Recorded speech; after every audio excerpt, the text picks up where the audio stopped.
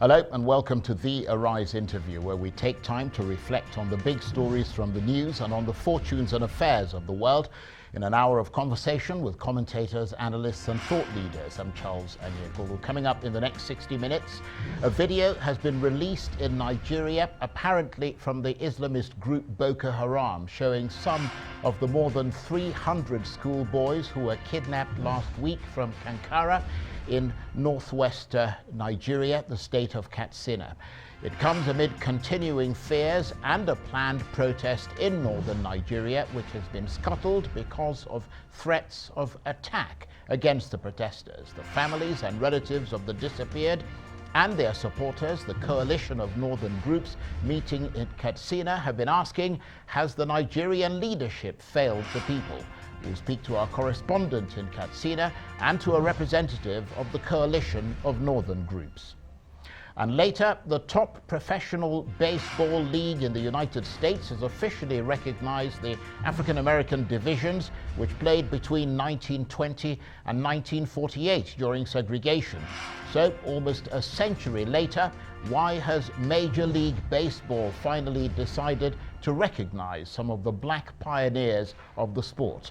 We have assessment from our special correspondent coming up.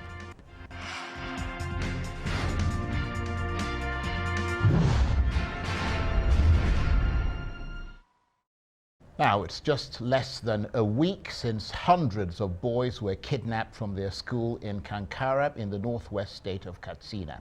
And now what appear to be the first images of them in captivity have emerged. A video has been released which appears to be from the Islamist insurgent group Boko Haram, showing some of the hundreds of Nigerian schoolboys who were kidnapped some 6 days ago. In the video, which as you can see appears to have been filmed in an unknown forest, gunmen with their faces covered can be seen standing guard over the boys, some of whom look no older than 10. One teenager is seen and heard being coaxed into making a string of demands on behalf of the group. The film is about 6.5 minutes long, but here's a snippet of it. Take a listen. You have to dissolve any gang of vigilantes, close any kind of schools, excluding Islamia. We are putting this out for the governor of Katsina State to see that the schoolboys are well fed and are doing well. See them. You can see that they are doing well. All the armies that have come here to help us, please send them back. They can do nothing to them. Please. The government should stop sending soldiers.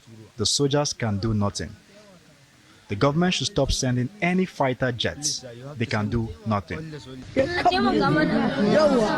Help us. Please help us. It's an extraordinary video there, purportedly from the Islamist group Boko Haram. Well, for more on that video and reaction to it, I'll be joined in a moment in the studio by Abdul-Azeez Suleiman, who's a spokesman for the organization that's been supporting the relatives of the abducted boys, the coalition of northern groups. But first, let's go to Katsina State and speak to Arise correspondent Amaka Okoye. Good to see you, Amaka. First of all, just bring us up to date. I presume you've seen that video, and people around you, people in positions of authority in Katsina State have also seen it. What are they making of it? I saw the video, and Sonas, I am actually in the government house, speaking to you from the government house. And when I saw the video, I immediately showed it to the SA, to the governor and media, and he says they are not aware of that video. And so that's the information that we have. I saw it clearly, listened in as well. And in fact, when I showed him, he said, "Oh, I've seen this video. It's going round. A lot of people are calling me, but we don't know anything. I can't say anything about it." Those are exactly his words about that video that you are making reference to. So we don't have, information is quite sketchy, I must say, Charles, surrounding twists and turns, so many of it today. But as far as that video is concerned, from the government officials here in Katsina State, those are the words that I have from them to you.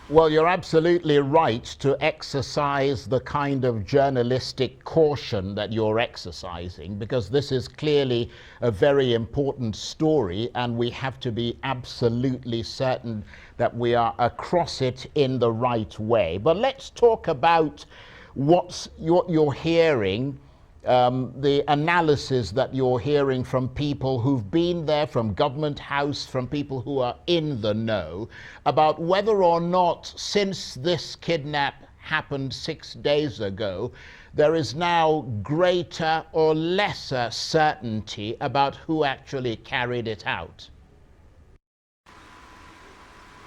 All right. I mean, I can speak to you in confidence that we've been speaking to, authorities.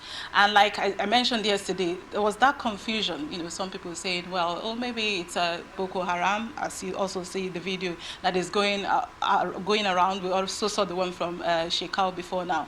But again, they have firmly, continually said that, it's bandits. When we speak to the locals, it's the same thing. I mean, we were in Kankara yesterday. For the most of yesterday, we spent it in Kankara, and then, the other location where we met the young boy who, the fourth one who returned, and they said the same thing.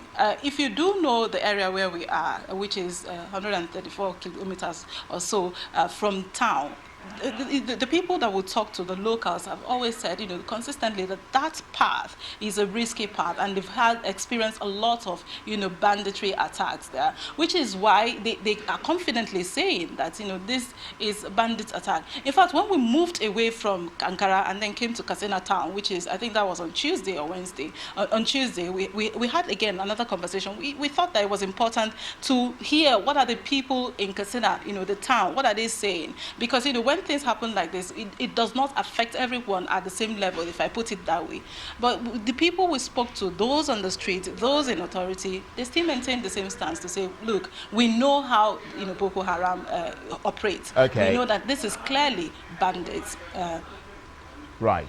Okay, Amaka, I want to thank you very much indeed. Sterling work you're doing, and we will of course come back to you later today. Amaka Okoye, our correspondent in Katsina State. You're watching the Arise interview. Plenty more still ahead as we continue our chat about the missing boys of Kankara and a video that's been released showing some of them. Stay with us. Welcome back to the Arise interview. I'm Charles Anyekolu. Continuing fears in northern Nigeria following the kidnapping of hundreds of boys from their school in Katsina State almost a week ago. Protests scuttled because of threats of attack, and now a video has been released apparently from the Islamist group Boko Haram showing some of the more than 300 schoolboys who were kidnapped. The video appears to show some of those boys taken some 6 days ago. In it was filmed apparently in an unknown forest. Gunmen with their faces covered can be seen standing guard over the boys, some of whom, as you can see there, look as young as 10, possibly even younger. One teenager is seen and heard being coaxed into making a string of demands on behalf of the group. The film is about 6.5 minutes long. Meanwhile, the families and relatives of the disappeared and their supporters, the coalition of northern groups, have been holding a protest meeting in Katsina and asking, has the Nigerian leadership failed the people? They had originally planned a march, but were forced to abandon it after receiving threats that they would be attacked. So instead, they held an indoor news conference and submitted their demand petition to a representative of the state government who turned up for the event. And with me in the studio is Abdul-Azeez Suleiman, who's a spokesman for the organization that's been supporting the relatives of the abducted boys, the coalition of northern groups. Thank you very much indeed for joining us. First of all, tell us what you're hearing, the latest that you're hearing about the developments that we discussed with our correspondent Amaka Okoye there. Let's start with the rumor, the news that apparently the boys might have been released. Just like your correspondent pointed out, when I heard about it also, I contacted our people who are on ground. And the people on ground from the side of the CNG are top officials. Almost the entire national leadership is in Katsina. I contacted them and they told me that they also heard about it and they spoke immediately to the SA on security matters, to the governor, who believably is the one leading the negotiation. And he told them that he was not aware of that development. And is there any sense of who they're negotiating with? I think a few hours ago, the governor disclosed that the negotiation was carried out through Mieti Allah, which shows that perhaps the abductors are Fulani. Right, so it doesn't sound like it's Boko Haram, is that what you're saying? Honestly, we don't believe it is Boko Haram, but whoever it is, the concern should go beyond who did it to the impact, because whoever did it is serving the interest, the cause of Boko Haram. That's why they quickly cashed in. They are smart enough to cash in, because what they want is to scare people away from Western education. Now, if someone will do their job for them, take away 300 school children right under the nose of the president, that is daring. So they simply claim responsibility, so that already they are achieving results, because apart from government shutting down schools, parents are also contemplating taking their children back home. So you can see whoever did that is serving Boko Haram cause. That's a good point, but you are more than most. You have a better sense of what happens in that region and what kind of precedent has been set in the past. Is it normal for bandits to take away as so many students? I mean, so many people, 300 people at once? I mean, because ostensibly the idea is to get ransom, isn't it? Yeah. So you would think that they'd be targeting people who they think might be able to afford to pay a ransom. That is where the confusion comes in. Whoever did that primarily wants to send a message out that he can dare the president. That after all, that's why we tend to also believe the Boko Haram angle, because they are the ones who want to prove to the world that Buhari has not decimated their strength. So, and that serves as a message, a strong message that they are still capable of following him to his own town where he is resting, and taken away more than 300 people. I mean, that's a heck of a lot of people. That's it. So, and like you said, it's not typical of the kidnappers to cut away such a large number of people. That is Boko Haram style. Right. On the other hand, of course, if it was the kidnappers working in concert with Boko Haram, it is possible that both are achieving their ends, because if Boko Haram say, okay, we want you to take as many people as possible because we want to show that even whilst Mr. Buhari is in the state, he cannot protect the people. So we want to send that message. But when you take this many people, especially when they are young people and students, there's bound to be international attention. And that means that the state governments would probably be willing to pay a lot of money to get them released, in which case you can keep the money and we can keep the PR. Yeah, I think that could be the case, because you see, the kidnappers, the bandits, do not have a cause. They are simply a band of frustrated criminals. Right. So they do not have a cause, which is why we some times ago we told a security meeting that care should be taken, because ISIS and Boko Haram can simply penetrate these people and give them an ideology. So I think it will not be wrong to assume that Boko Haram must have penetrated them and given them this idea. Right. Because it is Boko Haram pattern of operation. Absolutely. Yes. They would not mind releasing the people after the guys have taken the ransom. Right. But already they have sent out the message they want, and they've done it, they pulled it off. That's it. Let's talk about your organization, the Coalition of Northern Groups, and what you are doing in Katsina today, because you were originally going to hold a protest march, but that didn't take place. But you still submitted a petition to the government. Tell us about that. And that petition was on behalf of the families. On behalf of the family, on behalf of Northern Nigeria, right, to the president. We channeled it through the governor to the president.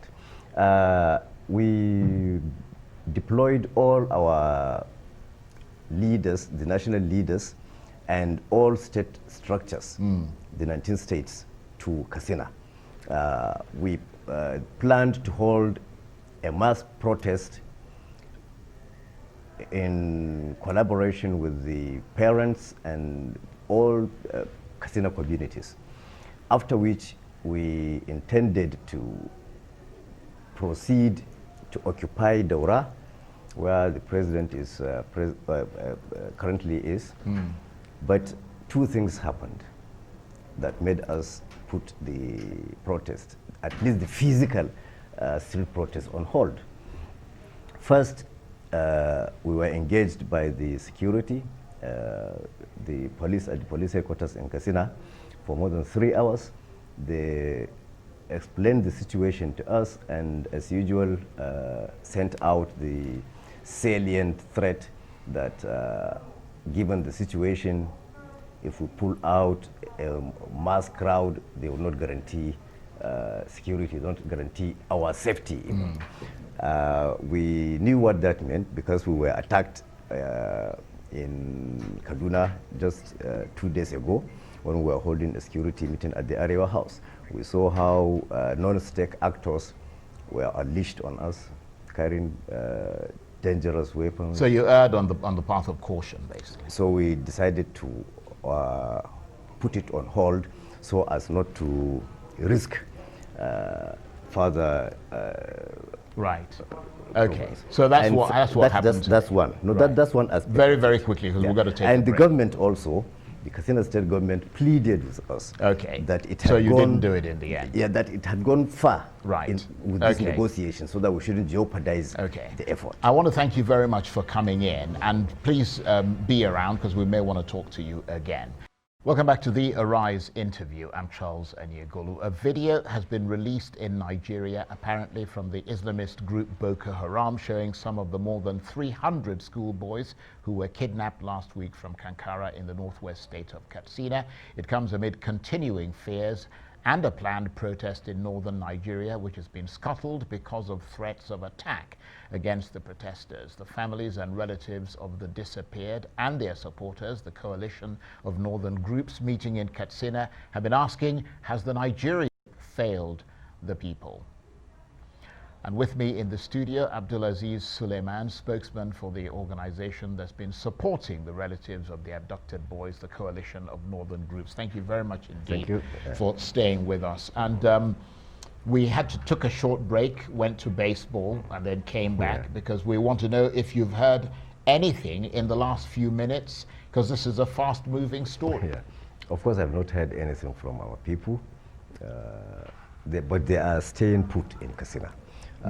We agreed that they should remain there for the next few days to monitor situations as they unfold, because we believe that it will not be proper for those traumatized parents to be left on their own. Yeah, no, it's good to be supportive of them. But one of the things you were talking about today at your news conference was not just the issue of the schoolboys of Kankara, but the overall security picture in not just the northwest, but across northern Nigeria.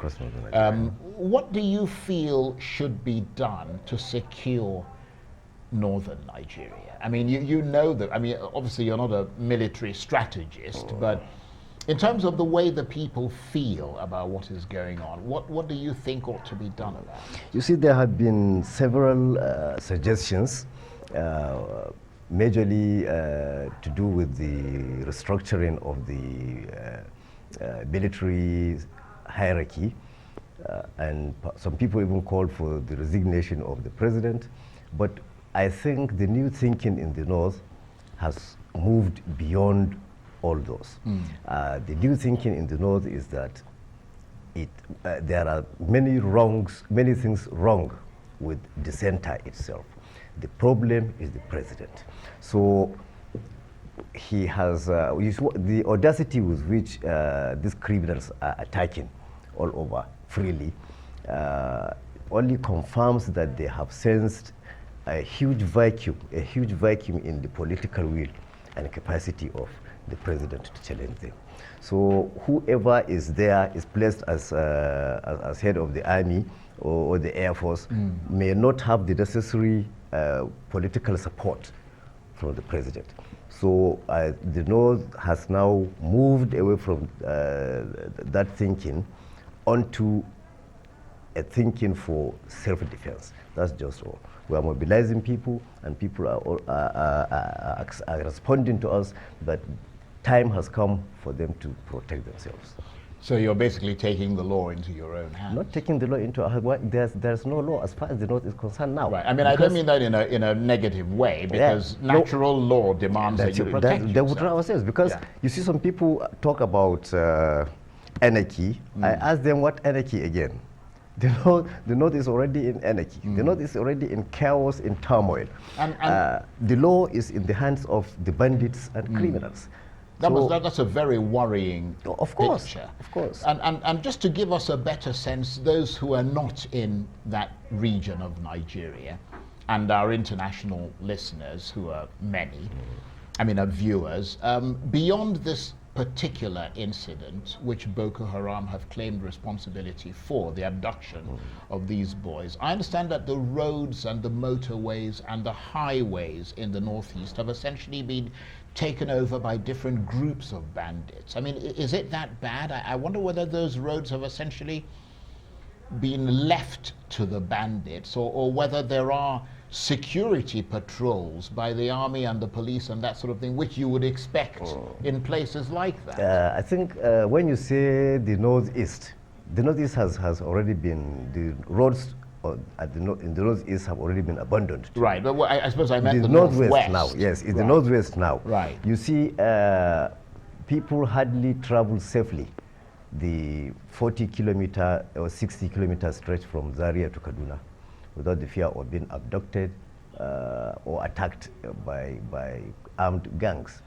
There is no security presence all over the highways. But what I don't understand is why. Because, in other parts of Nigeria, if you go to places where there used to be problems of armed robbery, you have police checkpoints and patrols, and you know what I mean? They're driving up, you see their sort of vehicles and all that parked on the side of the road, rapid response teams and so on.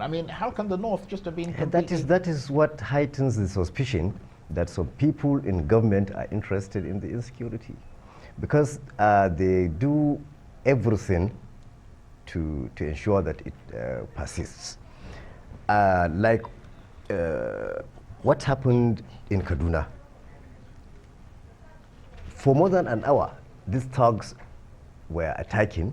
They were attacking not only us, but senior citizens, retired generals, made to jump through broken glasses.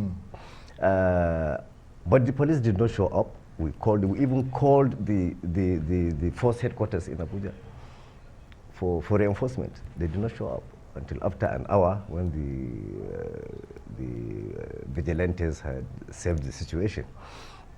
And you can see there are rumors that in many cases these bandits would be riding through communities in Katsina, Zamfara, whereas the military would be there watching them.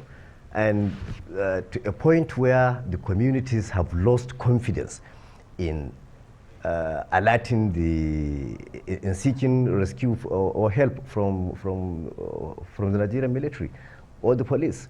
And at a point, if you remember, the SARS was even more effective in Borno than the military. Special Armed Robbery Squad. Yes, that was disbanded. Was even more effective in Borno State than the military. There were instances when the Boko Haram fighters would seize the military equipment and the SARS would pursue them and retrieve them. So we have this confusion really in the north.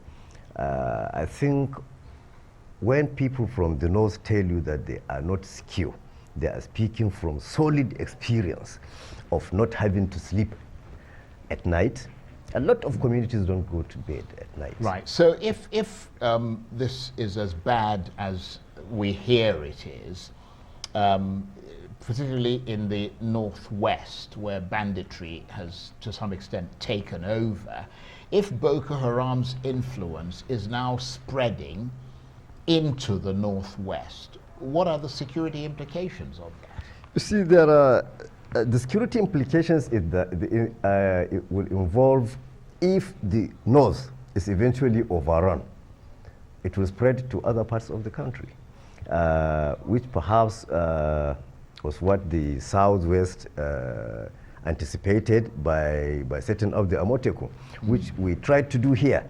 But you know, unfortunately for the north, we have a set of bankrupt elite that suppress popular wills of the people. I don't see anything wrong with setting up an outfit like the Amoteku. I'm sure Amoteku has reduced the crime rate in the southwest to, even if it's 10 or 20%. But look at us here, who deserve such an outfit more than the southwest, yet we cannot come together because our elite would not want to have that. Our fear now is that it will get to a point where people would want to protect themselves in a disorganized manner. We have been proposing an organized and coordinated defense system. And it could become disorganized. It could become and that's a big worry. Because people cannot just be running away from their communities. Okay. AzeezSuleiman, spokesman for the organization that's been supporting the relatives of the abducted boys in Katsina State, the coalition of northern groups. Thank you very much. Thank you very much. That's it for this edition of the Arise interview. Join us again tomorrow. From me and the entire team here in Abuja and Katsina State, bye-bye and thank you for watching.